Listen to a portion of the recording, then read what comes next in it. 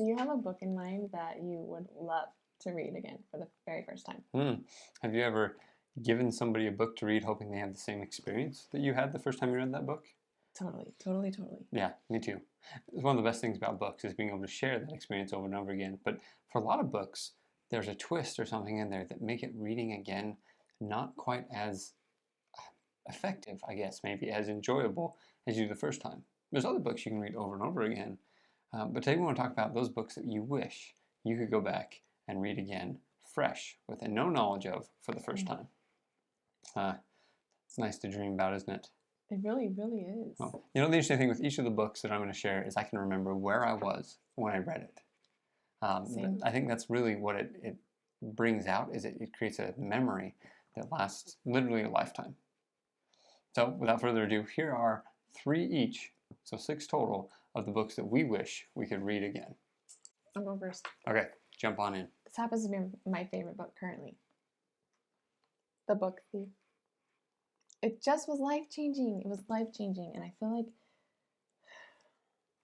because it's life-changing and like your heart just grows with it, and I'm a better person because I read this book.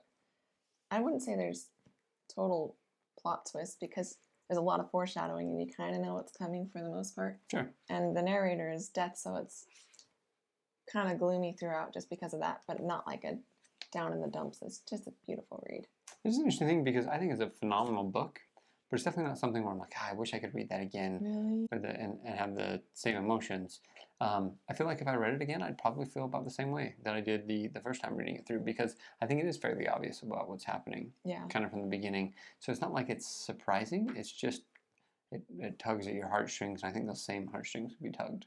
I don't know. I think just the fact that I like finished it and I was like, that might be my favorite book I've ever read. Like that feeling, because I usually have like some complaints about some books. This one I just loved it.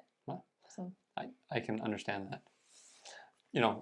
Going in with that, I wish I had a book that was at that same kind of level where it makes me a better person. These were just phenomenal reads. That's all there is to it. And so I'm going to jump with one of my favorites, and maybe my favorite in the fantasy genre is The Lies of Locke Lamore. Your favorite in the fantasy genre? I think it might be. Jeez. I've been trying to get Jamie to read this series for a long time. I've been trying to get to the series for a long time. But Scott Lynch does an incredible job with this book.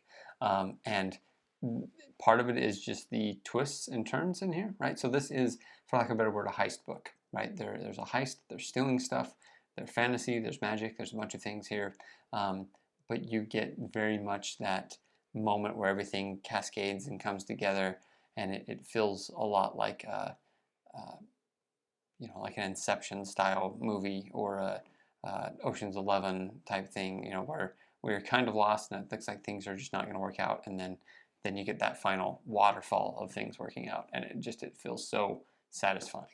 And so I really, really enjoy this book, really enjoyed the entire series, and really wish I could jump into it blind again to be able to enjoy it all over again. And I've recommended it to lots of people, some I know that are in the midst of. It's not particularly an easy book, which is interesting, right? Sometimes people's favorite books they want to read again are quick reads, easy, breezy ones to go through. This is not that, but it is immensely fulfilling of a book, and like I said, maybe my favorite in the fantasy genre. That's big. I'll get there. I will say, the book I think you're going to bring up next is probably the competitor for me in my favorite in the fantasy genre here. Interesting. Okay. So, the first book of this series, the Stormlight Archives, is not what I picked. So the first book is The Way of Kings, and it just took a minute to get into, and like what's going on, who are these characters, like, I didn't totally love it at first because it just like tricky, right? The second book, where everybody, Words of Radiance is what this is called. Everybody, the area, so the confusion is gone. And it's just enjoyable, and there happens to be one scene in here that I would give a lot of money to be able to read again for the first time. It was so good. And it ends well too. So it's like throughout the whole entire book, pretty amazing. And then you lose that confusion factor, the newness of getting into a series, because you're into it. So interesting. I know exactly the scene you're talking about. and I How could you definitely don't not? want to spoil it. Mm-mm. But I remember sitting at our kitchen table at a lunch break, reading it, and getting to that point, and you know, a big event happens. Kaladin jumps in somewhere. That's all I'll say. And at that point, I texted the people I work with and said, "Yeah, I'm not coming back to work today. I'm sorry. I'm just going to finish the book." That was this one? Yep. And so that was my experience. If I totally remember that and remember that, yeah, no, sorry, I'm going to read the rest of this book today. And it was really, really good and a phenomenal thing. And you're right. It is interesting because Way of Kings gripped me from the very beginning, and I do love Way of Kings. But Word of Radiance, I think, takes it to another level, and I do wish I could just reread that series from fresh, knowing nothing all over again. Yeah. But speaking of remembering where you were, so I remember this is what I often tell people is my favorite book, Ready Player One. Now this is particular; it fits me really well. I like a lot of the things that are in here. A lot of the pop culture references are things I like. I like the 80s music, I like a bunch of those things. But I remember listening to this book the first time that I read it. And we were driving to California from Utah. And so I'm driving down through the middle of a desert in Nevada, California, you know, after Las Vegas. And as the big kind of climax is happening, and I'm just imagining this happening out in this desert landscape. And it's been there for forever in my head. And I just have loved it. It was a phenomenal book from start to finish. Yeah. Loved every part of it. Would have loved to read it again. But again, there's some of those twists that now knowing it wouldn't quite be as fulfilling. Right. Right. That's really, I think, where, for me at least, the theme of some of these are of the anxiety that comes with some of these books would now be gone because the lack of that lack of anxiety leads to less of a payoff eventually there. Still worth rereading, and I have reread it a few times, but it just isn't quite as good as that first time. Yeah, that's a good book. Phenomenal book. Highly recommended. I might be ready for a reread. Ooh, it's never a bad decision to reread. Okay, this is my favorite and the best Harry Potter book. You're holding the wrong book. Sorry. I was like, you're not going to say anything. We've disagreed about this for our whole entire relationship. Yeah. But this is the best Harry Potter book. It's the best Harry Potter book. Okay, so Half-Blood Prince. There's a one real reason why I would want to read this again for the first time, and that is Someone told you Dumbledore died? Spoiled for me. Really? Yes. I'm so sorry. On my front porch by my neighbor. And What? I still am really, really angry at her to this day. What happened? She just told me. The Snape kills Dumbledore. What? She didn't even read it. She heard it from her older sister, who told me, and I'm still bitter. Like, could you imagine being told that? Anyway, so that's why I want to reread it again for the first time. With no spoilers, right? But also, the Gaunt family, I fell in love with the whole story. I love all the pensive, all the stuff, all the everything. I'm just blown away that somebody actually spoiled that for you. I'm so Yeah. sorry. Yeah, no wonder you have a weird emotional attachment to this book. That's not. Look, it's a good book. Don't get me book. wrong, it is a fantastic book. But the best book in the Harry Potter series is the fourth book. And tell me, reading that whole thing, Voldemort rising from the dead in the graveyard, And all of those and tasks. all of those things, that wouldn't be phenomenal to reread. Think of like Harry and Dumbledore's like total relationship just flourishing in this book. They go through a lot of stuff. I mean, yeah, kind of. I mean, it's there. Like I said, it's not a bad book. It's just I don't think there's any like jaw-dropping moments in that book. Hello. He kisses Ginny. That's jaw-dropping. I mean, it's kind of been I coming used for to the just entire go time. to my parents' shelf and pull it off and read that page over and over again. Oh, you sappy woman. Yeah, give me a love story. I'm in. Yep. Oh, it's a good book. Oh, man. Well, okay. Look, Harry Potter would be amazing to be able to reread again. Oh, yeah. I 100% agree. You know what's hard, though? Because I'm reading it to my second grade son. Well, I'm reading it, he's reading it, Alexa's reading it. We're all reading it together, right? And following along. And I just don't think he appreciates it like I want him to.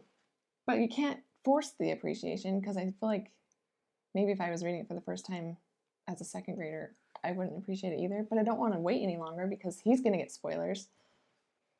It's a tough battle. Yeah, he's already come home a few times and been like, I know what happens in the next little bit of the book because Harry his friends marries tell Ginny, him. huh? Yeah. Like, stop talking to any people. Yep. Speaking of spoilers, the next book I have not only could be spoiled for you from people reading it, but also because of the movie that's come out. But the first time I read The Martian was such a treat. And again, it's one of those things where you have that anxiety of not knowing what's going to happen. Oh, yeah. Right? And you feel his anxiety that is kind of like, I think everyone reading it knows things are going to probably work out. But might not. Right? Where it's just an interesting thing. And Mark Watney doesn't know what's going to happen. But once you know, all of a sudden, some of the highs and the lows, you just don't get the same emotional feel for, oh crap, or awesome, or those type of things. But the first time going through it, especially if you don't know what's going to happen, is immensely satisfying. And I would highly recommend anybody that hasn't had a chance to read The Martian to definitely read it. It's hard, like I said, it's probably been spoiled a bit by the movies. I guess the same thing's true with Harry Potter. I just imagine most people have read that before they jumped in the movies, but maybe I'm wrong. With The Martian, I think it's probably backwards. I bet most people Did you read it watched the before movie. you watched it? I did read it before I watched it. Good for you. I read it like 2 days before I was going to the movie. I didn't know anything about any of it. I had a coworker, because The Martian came out, can't remember when. It was either in the summer or the winter. Or the fall or the spring. Well, it was either in the summer or the winter because the company I worked for had a tradition where they would take everybody to a movie on those things. And so we got told, we're going to The Martian as a group. And one of my coworkers was like, you got to read the book before you see the movie. Cool. So I read it like 2 days before, and it was excellent. It was a great decision. Anyways, so I had that wonderful opportunity. I hope more people get it, but man, do I wish I could still have that same feeling of reading this book, and just that like, oh, what's going to happen, and hope it's going to work out.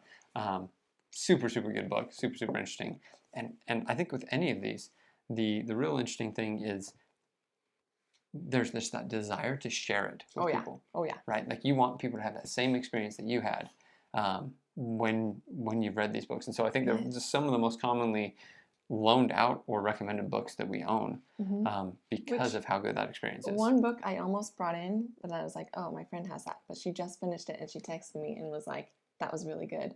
And I was like, yeah, totally one I want to read. Like, I would love to read again for the first time. And she's like, oh yeah, for sure. Yep. So, yes. It is interesting how that's a great bar to say, like, hey, although I will say there are books, so kind of, I think Stormlight Archive may fit into this, but I'm rereading slowly the Wheel of Time series as Jamie's reading it. Yeah. And I will say that is one that it's so complex that even knowing how it ends still feels very satisfying reading it a second time. Cool. Where it really, I don't think, relies on the twist as much as some other books do. Yeah. And so it's not so much you don't know what's going to happen as you're really interested to see how it all unfolds as it goes through here. Storyline. There's so many storylines. You know what is interesting? There's books that do this. There's books that tell you the ending at the beginning. Yeah. And then you kind of figure out how you got to that ending. Yeah. And that's a common trope, probably is the right word for it. But series do that, right? Like you know kind of from the beginning what Rand is destined to do in the Wheel of Time. It just takes you a long time to get to that point. I'm Blake. I'm Jamie. And we're Blamey. Yes, I guess so. Yep. See you later. Bye.